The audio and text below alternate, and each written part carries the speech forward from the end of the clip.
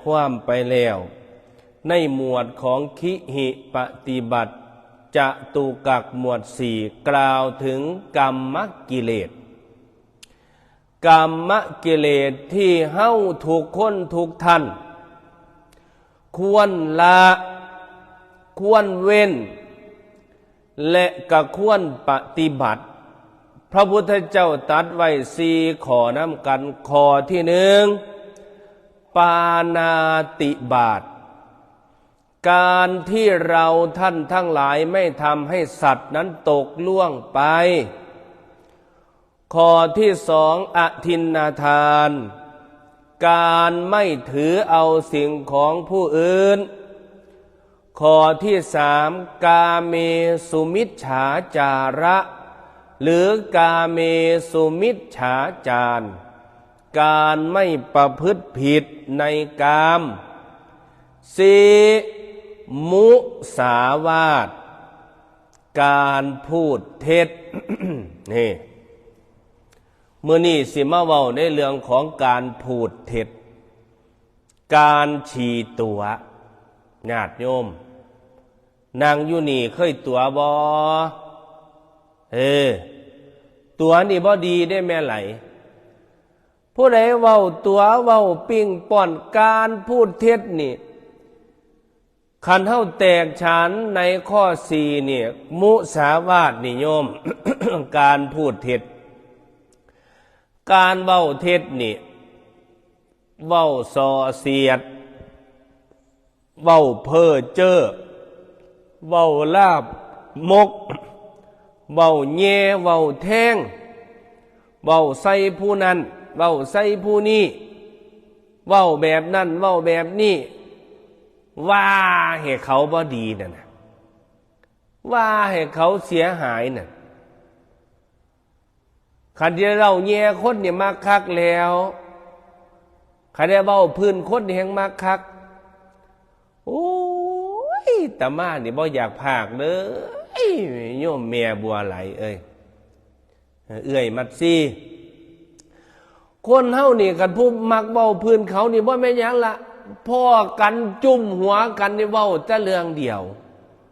เว้าพื้นเขานินท่าเขาหูเมิดสุอันสุแนวได้เว้าพื้นเขาน่ะอีอันนั้นไปนอกไปบ่ทันได้พ่อ3 เดือนเขาว่ามันเอาผัวใหม่เขาว่ามันเอาคนใหม่แล้วผัวเฮ็ดงานอยู่เมืองไทยม่อมเจ้าของไปเกาหลีเอาผัวใหม่แล้วข่อยบ่อยากพา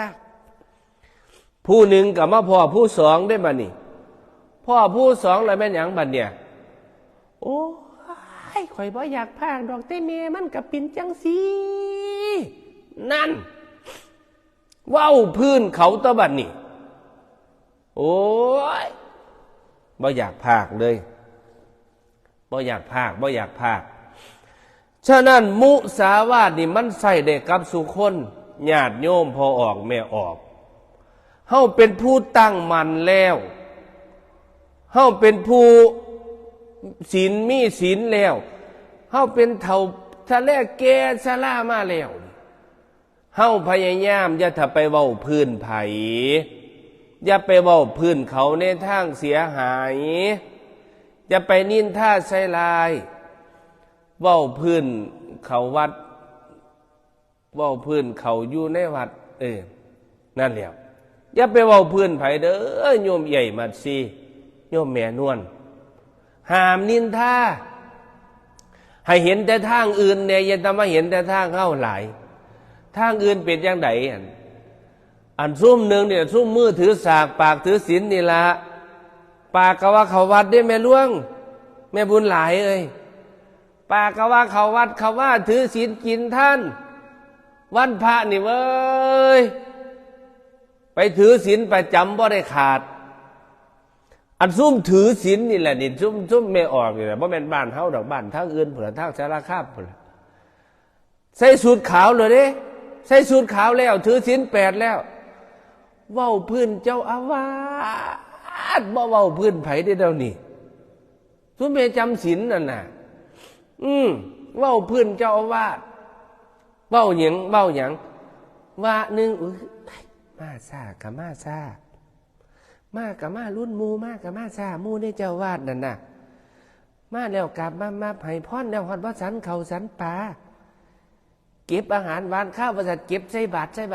ว่าล้นบาทมากกอกเจ้าว่าสิเก็บไปยังกระรอกกระเดียเจ้าว่ามันเป็นสันเพี้ยนหรือมันเป็นสันเสาบุกกูวานี่กูว่าสันบ่เหมือนดอกหลายปานนี่ห่อไปหลายปานนี่กูว่าเจ้าว่านี่กินเขาแรงคักกินเขาแรงคักกูว่านี่นั่นเป็นจังสันจะได้นั่นอย่าเป็นจังสันเด้อพอออกแม่ออกอย่าจะเป็นจังสันเพราะฉะนั้นแล้วนี่มุสาวาทนี่การไม่พูดเท็จมันบ่แม่นแต่พูดเท็จเท่านั้นพูดฉี่ตัวพูดเพ้อเจ้อพูดส่อเสียดเว้าแง่เว้าใส่ผู้อื่นซุ่มหนึ่งมันเป็นจังสี่เด้ซุ่มเว้าอันฉี่ตัวน่ะบ่ซุ่มไหนซุ่มไม่ออกจำศีลนี่ละไม่ออกจำศีลนี่มีน้อยแห่งบ่ถือกันจำเด้ล้างบ้านดอกว่าแม่ไหลแม่บุญหลายล้างบ้านบ่ถือกันซุ่มไม่ออกจำศีลนั่นเป็นไหนวางสั่นซุ่มหนึ่งมาซาเด้ซุ่มหนึ่งมาก่อนอันซุ่มมาก่อนเนี่ยเว้าพื้นพวกมาซาพวกมาก่อนก็ได้กะตากับมาตั้งปั๊บอะไรบัดนี้พวกมาซาก็สิมารุ่นมูดอกพวกมาก่อนก็ตั้งปั๊บปูอาสนะขาวได้เพื่อกันนั่งตะมอบตอบขาผู้เด้โอ้ยนั่งเทียงคักแล้วนั่งเทียงที่รี่ผู้เลี้ยวใส่สมาธิย่างคักเลยบัดนี้แนมหามูเสด็จบัดนี้แนมหามูมันมาไปนออีนั่งน่ะแต่ตัวมากับมาซาโมโหจักฝ่าวจักฟังโมโหจักมาเร็วๆให้มูให้พวกเขาถาคนไป100เป็น10ถาคนผู้เดียวเริ่มจมหน่อยเด้บัดนี้เริ่มจมหน่อยเด้นั่นน่ะนี่เนี่ยสุบานราคาพะนะเริ่มจมหน้าจมหลังบัดนี้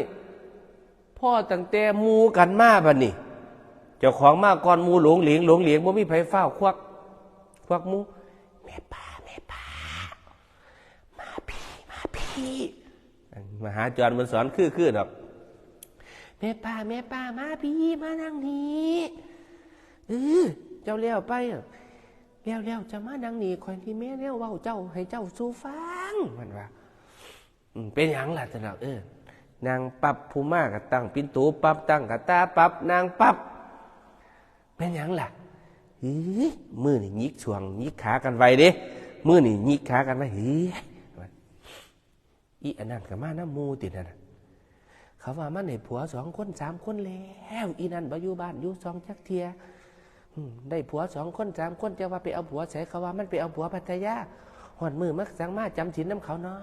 อีนั่นเนาะเจ้าเบิ่งแน่ผุ่นมันกันเรื่องพวกใส่บาตรอยู่ผุ่นว่าเขาเสร็จได้เดี๋ยวนี้เจ้าของนี่ผิดศีลเหรอเนี่ยนี่ผิดศีลข้อที่4นี่มุสาวาทเจ้าของน่ะเพราะฉะนั้นอย่าว่าเขาอย่าไปว่าเขาเจ้าของว่าเขานี่เจ้าของผิดศีลแล้วผิดศีลข้อ4แล้วเว้าพื้นแล้วผิดมุสาวาทแล้วไปเว้าพื้นเขาไปนินท่าเขาเด้น่ะมันสิเมียนบ่เมียนสงบไว้นิ่งไว้นี่มือ2 อันนี่ประสานนิ่งไว้นั่งรับตาไว้ส่วนตัวอย่าไปเว้าพื้นเขาเจ้าของใส่สีขาวแล้วเป็นผู้บริสุทธิ์แล้วใส่สีขาวเหนือเพื่อหยังเพื่อความบริสุทธิ์กายแล้วบริสุทธิ์ใจมันบริสุทธิ์หนึ่งมันบ่มีคิดอคติต่อไผเฮาสิคิดดีเด้โอ้แม่ป้าเจ้าได้ผู้มาบ่ขันบ่มีก็มาเอาน้ำข่อยเด้อผู้เกียงข้นมีบ่หมากมีบ่แม่ขาวเพิ่นเว้ากันมวนเพิ่นเว้ากันมวนดอกเพิ่นเป็นผู้มีศีลมีธรรมแล้วนั่นเว้ากันมวนเว้านัวหัวมวนเป็นผู้มีศีลมีธรรมแล้วเป็นผู้มีมุสาวาทในกรรมกิเลสข้อนี้ ญาติโยมคฤหัสถ์ทั้งหลายควรปฏิบัติญาติโยมพ่อใหญ่แม่ใหญ่การเว้าเพื่อนคนนี่อย่าถ้าไปเว้ามากง่ายหาเขามาได้ยินเขาสิเครียดมันสิผิดกันย้อนคำเว้าคำจาอีกซุ่มหนึ่งที่ตัวดีเด้อซุ่มใดวะติซุ่มหนีลูกหนีเมียหนีผัวไปหาเที่ยวกลางค่ำกลางคืนตัวดีพวกกินเหล้ากินยาหนีเที่ยวเนี่ยมาขึ้นนี่ตัวลูกตัวเมียดีคันผู้ใดเคยตัวแล้วมันสิตัวตลอดไปตัวเมียว่าไปประชุมแน่ละตัวเมียว่านายนัดแน่ละเบนซันบ่ว่าดอกจ้ามีแต่หาเอื่นมูไปวัดน้ำโอ้อนุโมทนาสาธุนี่คิดให้มันเป็นบุญจังสีคิดให้มันเจตนาดีจังสีนั่นละเป็นสั้นขันผู้บ่ตัวเรามันสิมีเจตนาดีโลดตัวเนี่ยโยมแม่นวลโยมเย่ไก่บ่ตัวผู้ใดหนึ่งขันใจมันบ่ตัวแล้วบ่ตัวลูกตัวผัวแล้วนี่ดีมันเป็นบุญเว้าให้มันความซื้ออย่าไปเว้าความโคตรนะอย่าไปเว้าพื้นเขา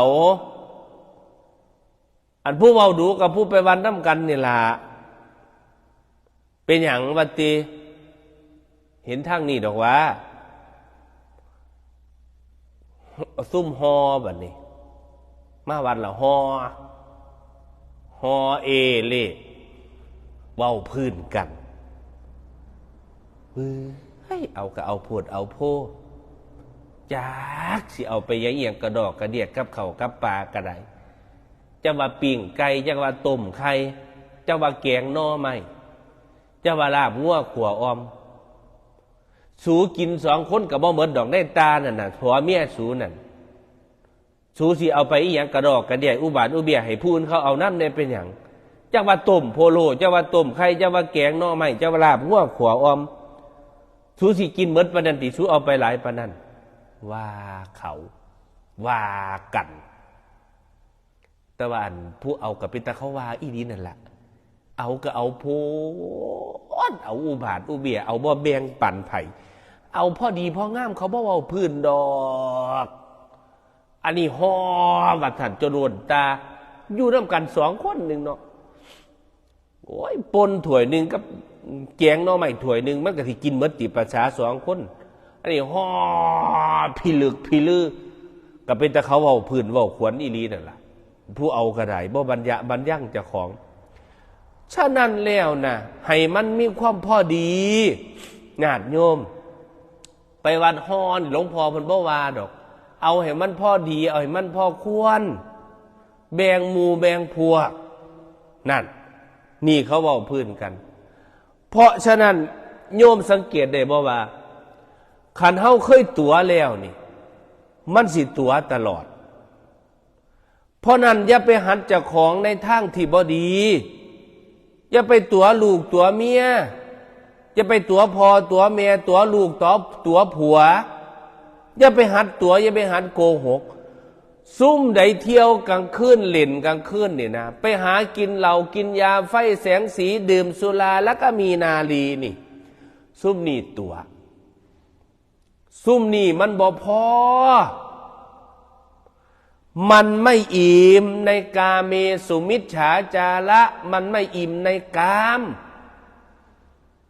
ไปหาเที่ยวหากินหาเล่น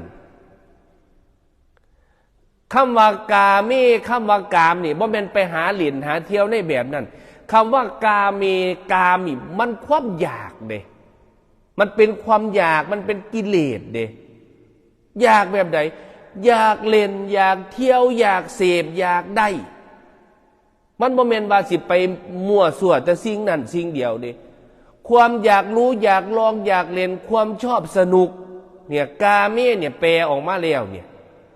บ่แม่นว่าสิไปนอนนำผู้หญิงไปนอนนำผู้ชายมันบ่ได้แปลว่าจังซั่นเด้ มันแปลว่าความอยากไปอยากเล่นอยากเที่ยวนิสัยน้อเจ้าข้าแมนบ่เอากะสีบ่ได้ล่างถ้วยก็เอาละเนาะจ้าเอาโลดบ่ว่าดอกคันเพิ่นเสสังแล้วถ้ามาดิบ่เคยแพงแม่หลายบ่เคยแพงเอาโลดห่อมาแจกพี่แจกน้องให้มันกินอิ่มหนำสำราญได้บุญนอด2ต่อแม่หลายเอ้ยเพราะฉะนั้นอย่าไปหัดตัวลูกตัวเมียไปหาเที่ยวหาเล่นนี่อายุอานามมันหลายเติบพอสมควรแล้วไปหาเล่นหาเที่ยวกลางค่ำกลางคืนแบบนั้นนี่ครอบครัวบ่มีความสุขดอกมันก็คึดกับเครื่องตัวผู้ยิ่งเฮ้านี่ใจแม่ยิ่งเฮ้านี่โอ้คันได้หักนี่หักแห้งเด้ใจแม่ยิ่งเฮ้านี่ผู้ยิ่งนี่เป็นผู้คนเบาะบางเป็นผู้ที่มีร่างกายเบาะบางบอบบางด้วยแต่คันได้หักผู้ใดนี่หักจริงหักแท้แน่นอนแต่อย่าเฮ็ดให้ลาวอย่าเฮ็ดให้สั่งคันได้สั่งไผนี่ป๊าดบ่ลงลอยเลยล่ะเนาะแม่สุพี่เนาะแม่นวลเนาะอย่าเฮ็ดให้สั่งเพราะฉะนั้นแล้วอย่าไปหาเที่ยวกลางค่ำกลางคืนอย่าไปหาตัวลูกตัวผัวจะไปตัวลูกตัวเมียตนเองคันได้ตัวมันตัวตลอดเวลาเขาถามมาแต่ใสก็ตอบว่ามาแต่บ่หันบ่นี่ตัวตลอดตัวจนไปฮอดมือตายอย่าไปโกหกจนเคยชินโยมคันผู้ใดเป็นคนโกหกเป็นคนฉีดตัวคนนั้นขาดการเป็นผู้ใหญ่การเป็นผู้ใหญ่ผู้คนทั้งหลายนี่ขาดความนับถือพระคือกันพระนี่กันไปตัวโยมนี่มันบ่น่านับถือนะอนุชิตปะมะปะโทชิรนครับผมจากประธานหันเตยโออนุโมทนาสาธุอนุชิตฝากความคิดหอดถึงอาจารย์มหาอนันต์เด้อเพราะฉะนั้นการพูดคำเว้าคำจามีปากนี่ให้หูจักย่องคนอื่นเน่มีปากนี่ให้กำลังใจคนอื่นเน่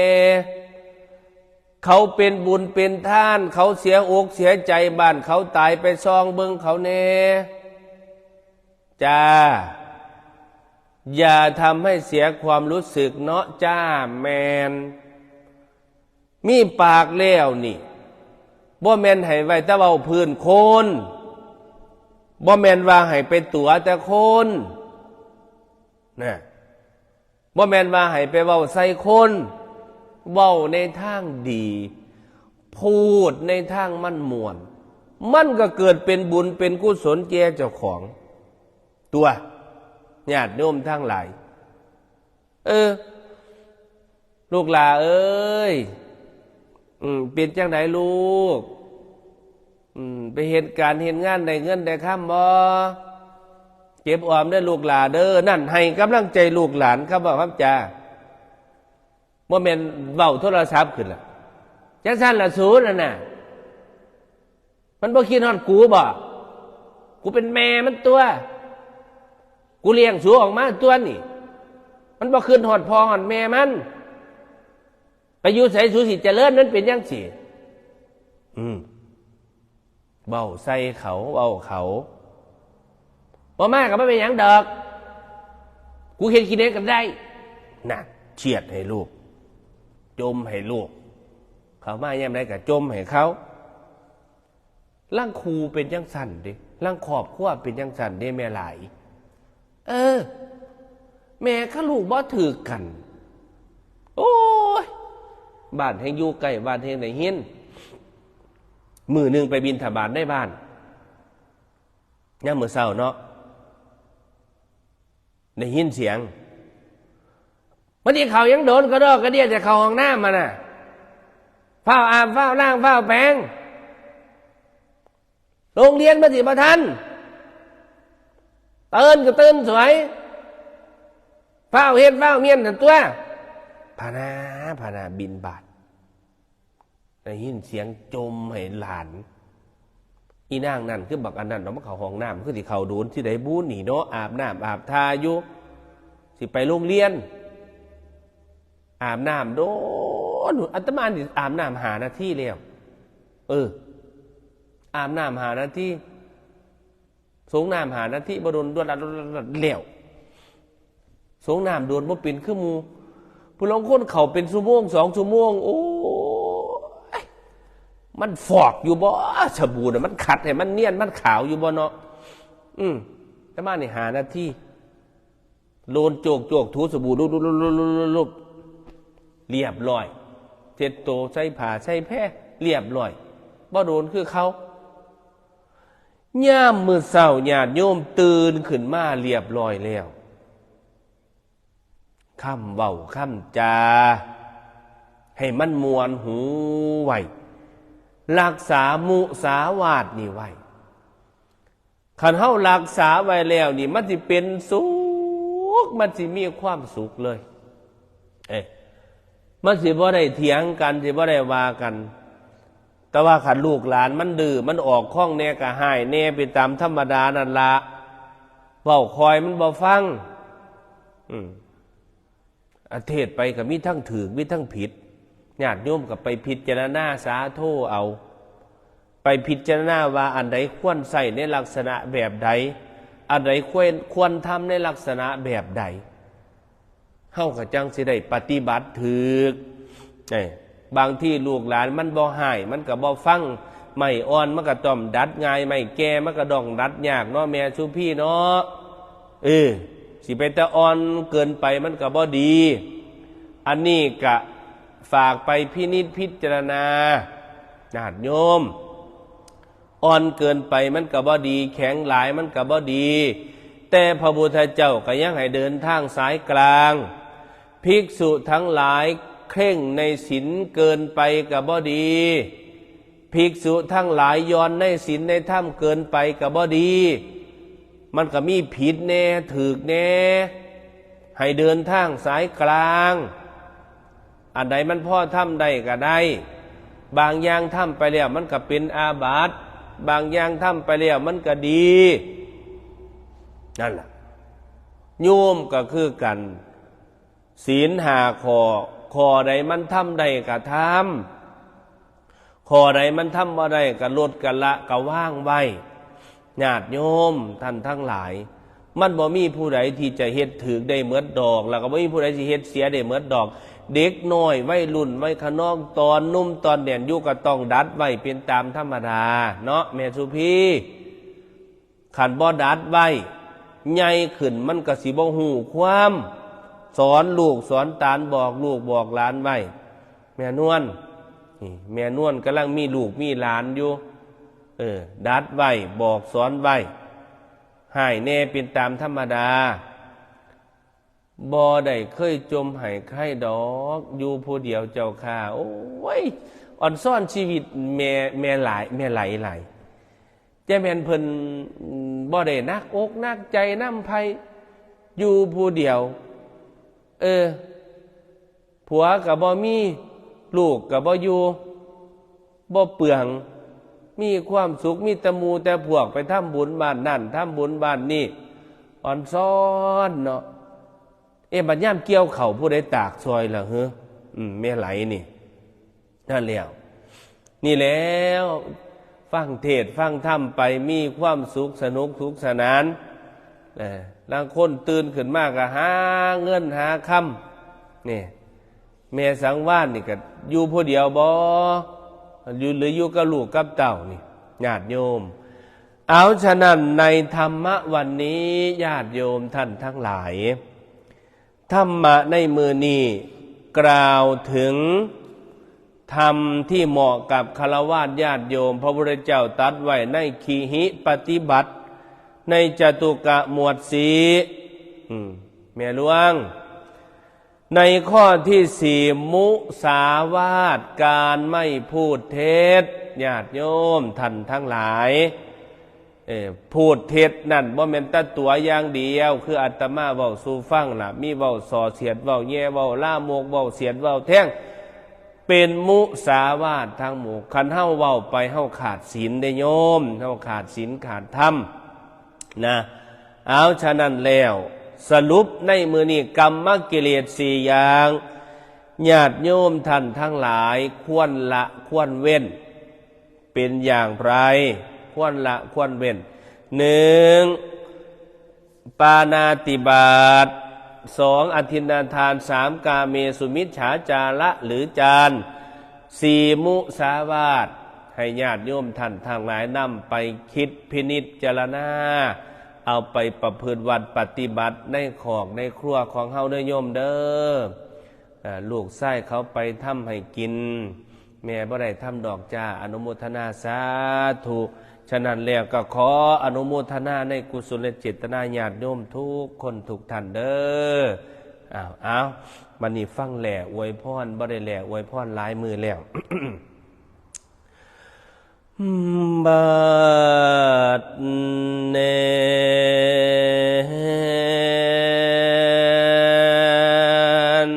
ในตอนเนโยมแม่เอ้ยโอ้ยก่อนสิลงไว้คงลงบอนอาวาสานเด็กน้องเจ้าหัวหลานสิขึ้นเหมือนบาดว่าอารามกวางปวงคณะแม่ออกเท่าไทยโพดเราเสียลาก่อนหลานเสียทรงไว้พรบรรยายก่อนบรรช่วงไทยกะยมเจ้าคุณสุคุณเจตนาเบื้องต้นท่านสร้างก่อนถวายทานสาธุเด้อขอให้บุญบันดลอย่าทุกข์จนมองไม่ไปทั้งได้คนย่องสุขสมปองคู่ทุกสิ่งโยมแม่เอ๋ยสวรรค์โลกนั้นมีจริงเฮาอย่าได้ประมาทมั่งให้จำไว้โมกะโยมนาจังว่าสาธุสาธุเด้อโอ้โอ้โอ้เยกโอ้